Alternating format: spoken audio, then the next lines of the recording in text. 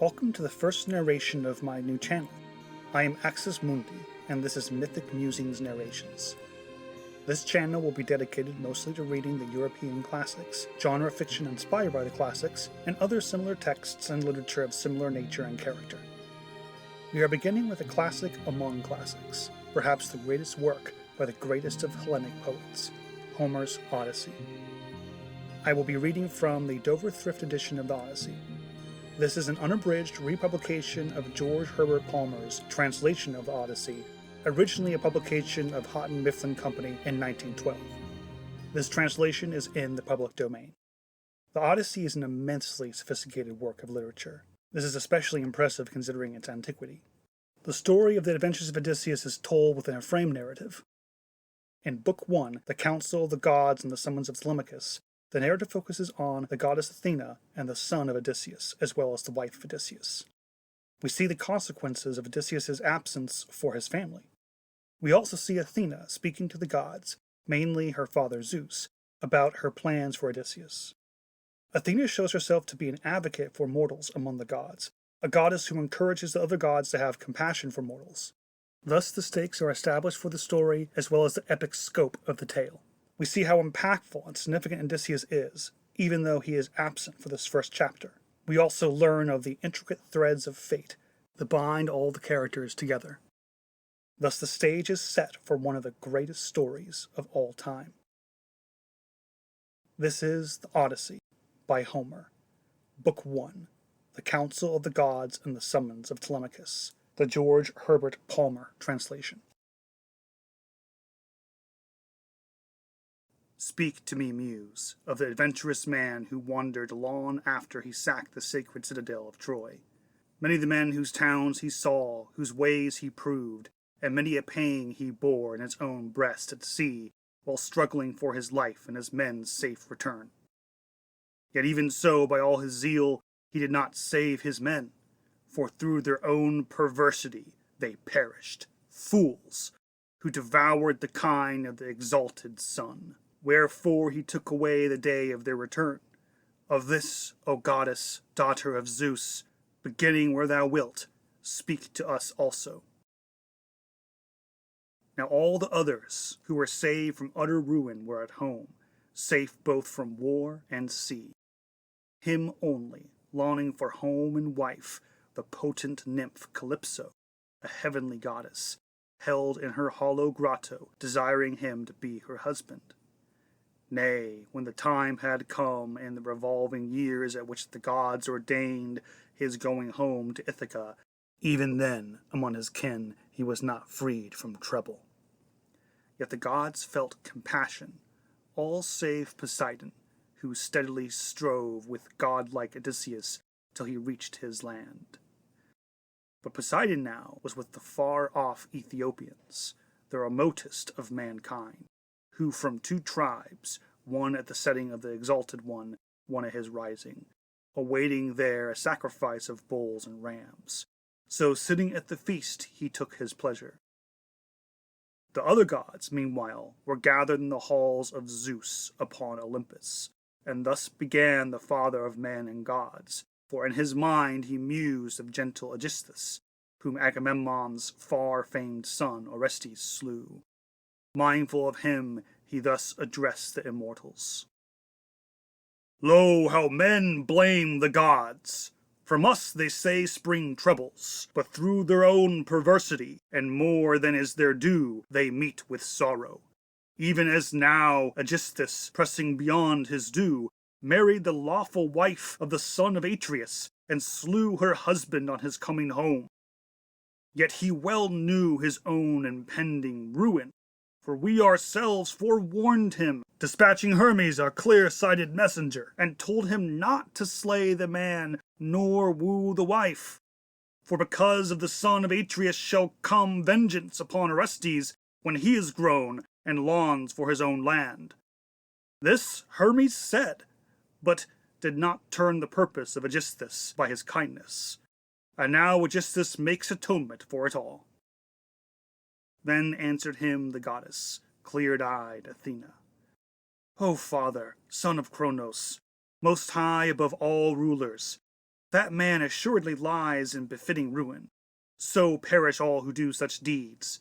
Yet is my heart distressed for wise Odysseus, hapless man who, long cut off from friends, is meeting hardship upon a sea-girt island, the navel of the sea.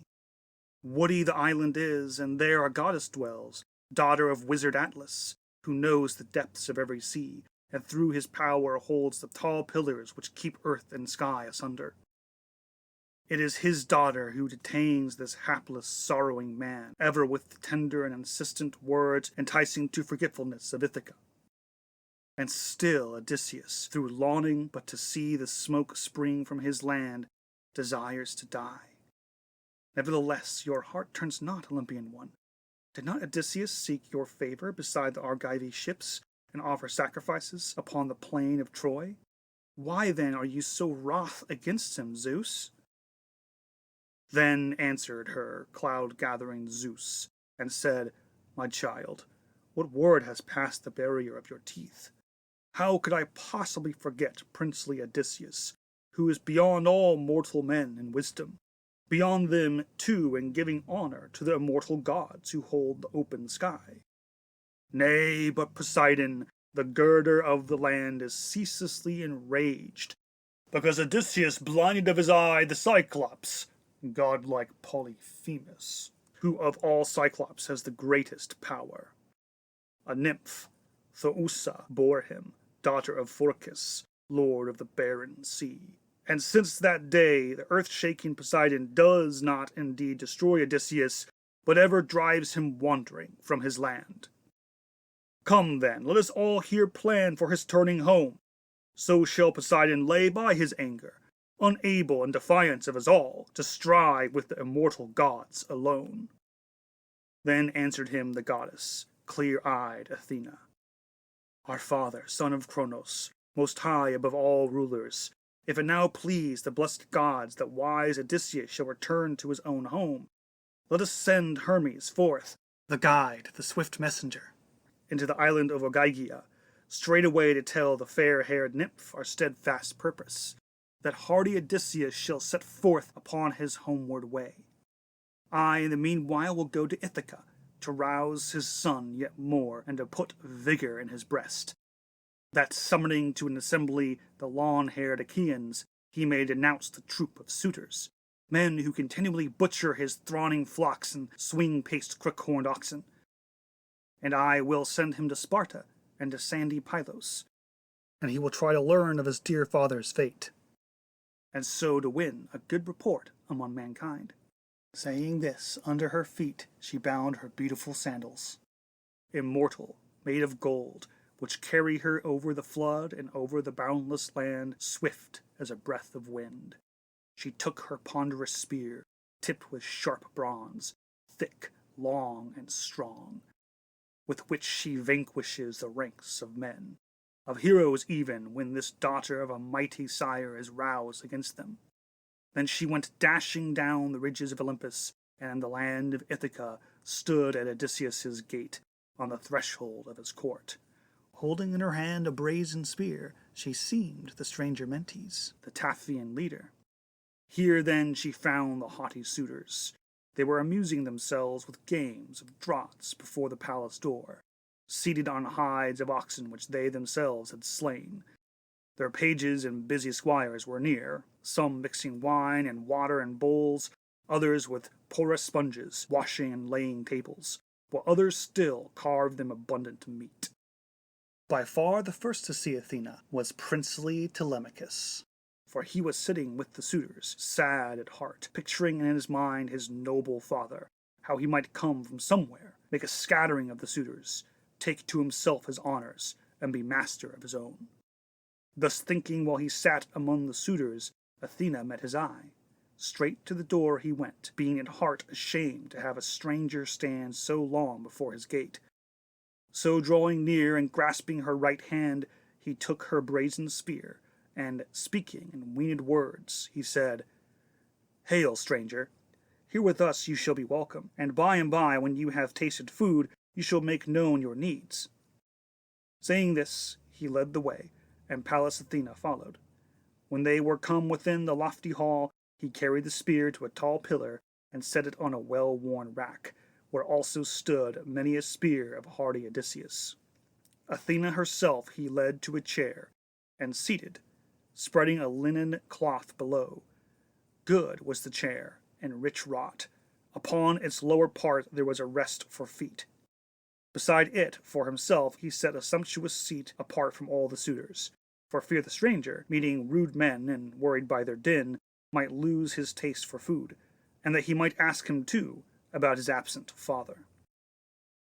Now water for the hands a servant brought in a beautiful pitcher made of gold, and poured it out over a silver basin for their washing, and spread a polished table by their side, and the grave housekeeper brought bread and placed before them, setting out food of many kind, freely giving her store.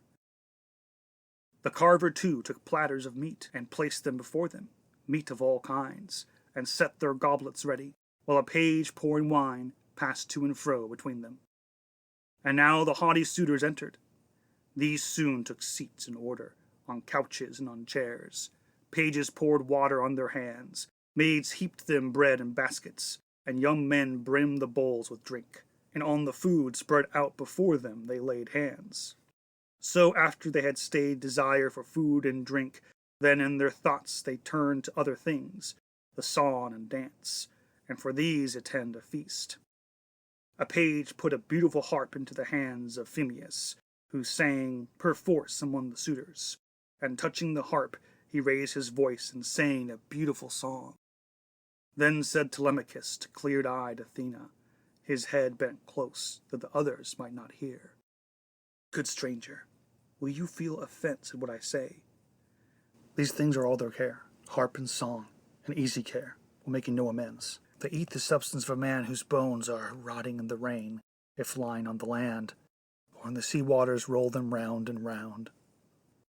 Yet were they once to see one coming home to Ithaca, they would all pray for speed of foot rather than stores of gold and clothing. Yet he instead by some hard fate has gone, and naught remains to us of comfort. No, not if any man on earth shall say he still will come. Past is his day of coming. But now declare me this, and plainly tell, who are you? Of what people? Where is your home and kindred? On what ship did you come? And how did sailors bring you to Ithaca? Whom did they call themselves? For I am sure you did not come on foot. And tell me truly this, that I may know full well if for the first time now you visit here, or are you my father's friend? For many foreigners once sought our home, because Odysseus was also a rover among men." Then said to him goddess, clear-eyed Athena, "Well, I will very plainly tell you all. Mentes I call myself, the son of wise Anchialus, and I am lord of the oar-loving Taphians. Even now I put in here the ship and crew, when sailing over the wine dark sea to men of a strange speech, to Temese for bronze. I carry glittering iron. Here my ship lies, just off the field outside the town, within the bay of Rheithron, under woody Neion. Hereditary friends we count ourselves from early days, as you may learn if you will go and ask old Laertes, who people say comes to the town no more, but far out in the country suffers hardship. An aged woman as attendant, who supplies him food and drink whenever weariness weighs down his knees, as he creeps about his slope of garden ground. Even now I came, for I was told your father was at home, but as I see, the gods delay his journey. For surely nowhere yet on earth has royal Odysseus died. Living, he lingers somewhere, still on the wide sea, upon sea-girt island, and cruel men constrain him. Some savage folk, who hold him there against his will. Nay, I will prophesy such things as the immortals bring to mind, things which I think will happen. Although I am no prophet and have no skill in birds, not long shall he be absent from his own dear land, though iron fetters bind him. Some means he will devise to come away, for many a shift has he. But now declare me this, and plainly tell if you indeed so tall are the true son of Odysseus. In head and beautiful eyes, you surely are much like him. So often we were together before he embarked for Troy, where others too, the bravest of the Argives, went to their hollow ships. But since that day I have not seen Odysseus, nor he me. Then answered her discreet Telemachus, Yes, stranger, I will plainly tell you all. My mother says I am his child. I myself do not know, for no one ever yet knew his own parentage. Yet would I were the son of some blessed man on whom old age had come amongst his own possessions. But now the man born most ill-fated of all of humankind, of him they say I come, since this you ask me. Then said to him the goddess, clear-eyed Athena, Surely the gods meant that your house should not lack future fame, when to such son as you Penelope gave birth. Nevertheless, declare me this, and truly tell, what is the feast? What company is this? And what is your part here? Some drinking bout or wedding? It surely is no festival at common cost. So rude they seem, and wanton, feasting about the hall. A man of sense must be indignant who comes and sees such outrage. Then answered her discreet Telemachus, Stranger, since now you ask of this and question me, in former days this house bade fair to be wealthy and esteemed, so long as he was here. But the hard-purposed gods then changed their minds, and shut him from our knowledge, more than all men beside. For were he dead, I should not feel such grief if he had fallen among comrades in the Trojan land, or in the arms of friends when the skein of war was wound. Then would the whole Achaean host have made his grave, and for his son in after days a great name had been gained. Now, silently, the robber winds have swept him off. Gone is he, past all sight and hearing, and sighs and sorrows he has left me. Yet now I do not grieve and mourn for him alone, because the gods have brought me other sore distress. For all the nobles who bear sway among the islands, Dulichion, Same, and woody Zakynthos, and they who have power in rocky Ithaca, all woo my mother, and despoil my home. She neither declines the hated suit, nor has she power to end it. Will they with feasting impoverish my home, and soon will bring me also to destruction. Stirred into anger, Pallas Athena spoke. Alas, in very truth you greatly need absent Odysseus to lay hands on the shameless suitors. What if he came even now, and here before his house stood at the outer gate, with helmet, shield, and his 2 spears, even such as when I saw him first at my own home, drinking and making merry, on his return from Ephyra, from Ilus, son of Mermerus. For thither on his swift ship went Odysseus, seeking a deadly drug in which to dip his brazen arrows. And Ilus did not give it, for he feared the immortal gods. My father, however, gave it, for he held him strangely dear. If as he was that day Odysseus now might meet the suitors, they all would find quick turns of fate and bitter rites of marriage. Still, in the gods' lap it lies to say if he shall come and wreak havoc within his halls. But yours it is to plan to thrust the suitors from your door. Give me your ear, and heed my words. Tomorrow, summoning to an assembly the Achaean lords, announce your will to all, and call the gods to witness. Bid the suitors all disperse, each to his own. And for your mother, if her heart inclines to marriage, let her return to her strong father's hall. They there shall make the wedding, and provide the many gifts which should accompany a well-loved child. Then for yourself I offer sound advice, if you will hearken. Man the best ship you have, with 20 oarsmen, and go and gather tidings of your long-absent father. Perhaps some man may tell you, or you may catch a rumor sent from Zeus, which oftenest carries tidings. First go to Pylos, and question royal Nestor. Then on to Sparta, to light-haired Menelaus, for he came last of all the male Achaeans. And if you hear your father is alive and coming home, then worn as you are, you might endure for 1 year more. But if you hear he is dead, and no longer with the living, you shall at once return to your own native land, and pile his mound, and pay the funeral rites, full many as are due, and you shall give your mother to a husband.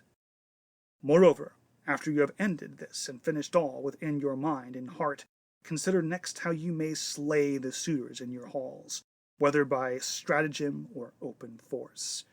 You must not hold to childish ways, because you are no longer now the child you were. Have you not heard what fame royal Orestes gained with all mankind, because he slew the slayer, wily Aegisthus, who had slain his famous father? You too, my friend, for certainly I find you fair and tall. Be strong, that men hereafter born may speak your praise. Now I will go to my swift ship and to my comrades, who greatly chafe at waiting. Rely upon yourself. Heed what I say.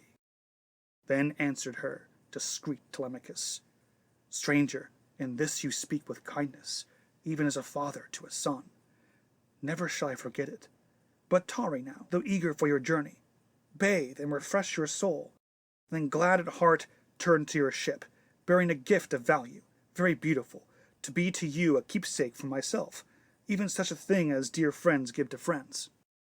Then answered him the goddess, clear-eyed Athena, Do not detain me longer now, when I am anxious for my journey. And any gift your heart may bid you give when I come again, for me to carry home. Choose one exceedingly beautiful. It shall be matched in the exchange. Saying this, clear-eyed Athena vanished, even as a bird, a sea-hawk, takes its flight. Into his heart she had brought strength and courage, turning his thoughts upon his father more even than before. As he marked this in his mind, and awe came on his heart, he knew a god was with him. Straightway he sought the suitors, godlike himself. To them the famous bard was singing, while they in silence sat and listened. He sang of the return of the Achaeans, the sad return which Pallas Athena had pointed them on leaving Troy.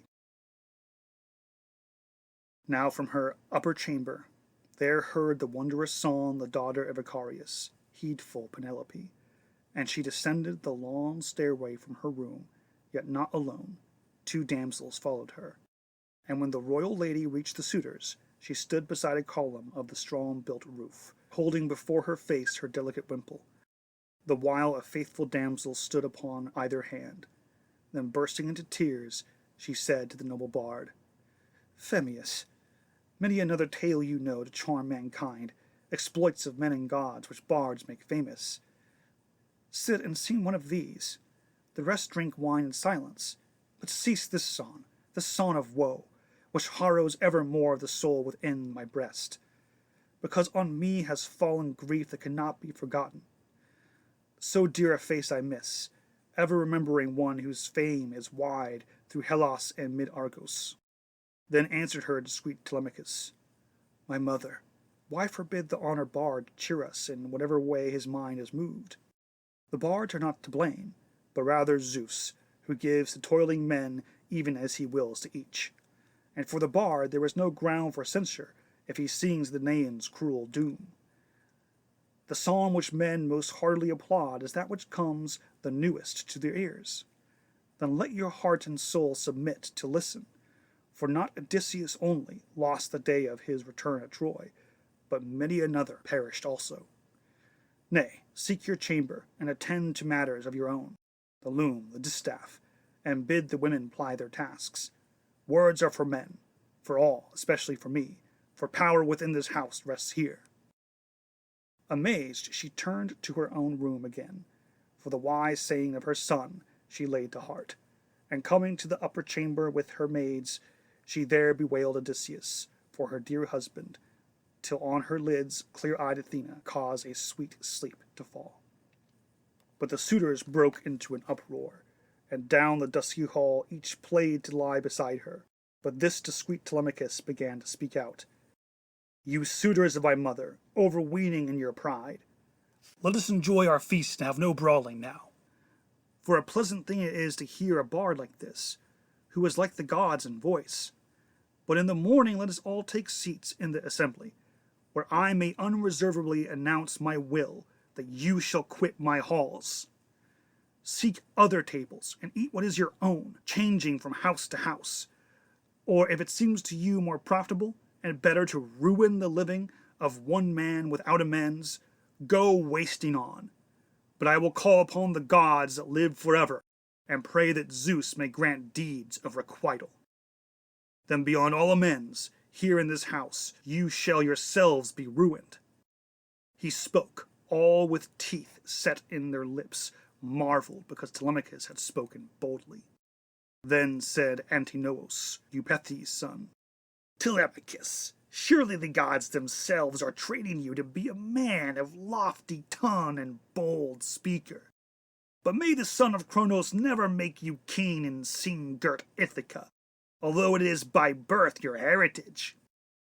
Then answered him discreet Telemachus, Antinous, will you feel offense at what I say? This I would gladly take if Zeus would grant it. Do you suppose the kingship is the worst fate in the world? Why, it is no bad thing to be a king. Soon the house of a king grows rich, and he himself is honored more. Still, as to kings of the Achaeans, here in sea-girt Ithaca are many others, young and old, some one of whom may take the place, since royal Odysseus now is dead. But I myself will be the lord of our own house, and of the slaves which royal Odysseus won for me. Then answered him Eurymachus, the son of Polybus, Telemachus, in the gods' lap it lies to say which one of the Achaeans shall be king in the sea-girt Ithaca. Your substance may you keep, and of your house be lord. May the man never come who, heedless of your will, shall strip you of that substance, while men shall dwell in Ithaca. But, good sir, I would ask about this stranger. Whence the man comes, and of what land he calls himself? Where are his kinsmen and his native fields? Does he bring tidings of your father's coming? Or is he come with hope of his own gains? How hastily he went, not waiting to be known, and yet he seemed no low-born fellow by the face. Then answered him discreet Telemachus, Eurymachus, as for my father's coming, that is at an end. Tidings I trust no longer. Let them come whence they may. Nor do I care for divinations, such as my mother seeks, summoning a diviner to the hall. This stranger is my father's friend, a man of Taphos. Mentes he calls himself, the son of wise Anchialus, and he is lord of the oar-loving Taphians. So spoke Telemachus, but his mind he knew the immortal goddess. Meanwhile the suitors to dancing and the gladsome song turned merrily, and waited for the evening to come on. And on their merriment dark evening came. So then, desiring rest, they each departed homeward. But Telemachus himself, where on the beautiful court his chamber was built, high upon commanding ground, went to his bed with many doubts in mind. And walking by his side, with blazing torch, went faithful Eurycleia, daughter of Ops, Peisenor's son, whom once Laertes purchased with his substance, when she was only a girl, and paid the price of 20 oxen. Her equally with his faithful wife he honored at the palace, but he never sought her bed, avoiding a wife's anger. Now she it was who bore the blazing torch besides Telemachus, for she of all the handmaids loved him most, and was his nurse when little. He opened the doors of the strong chamber, sat down upon the bed, pulled his soft tunic off, and laid in the wise old woman's hands. Folding and smoothing out the tunic, she hung in on a peg beside the well-bored bedstead. Then left the chamber, and by its silver ring pulled the door, drawing the bolt home by its strap. So there Telemachus, all the night long, wrapped in a fleece of wool, pondered in mind the course Athena counselled. This concludes our reading for this time.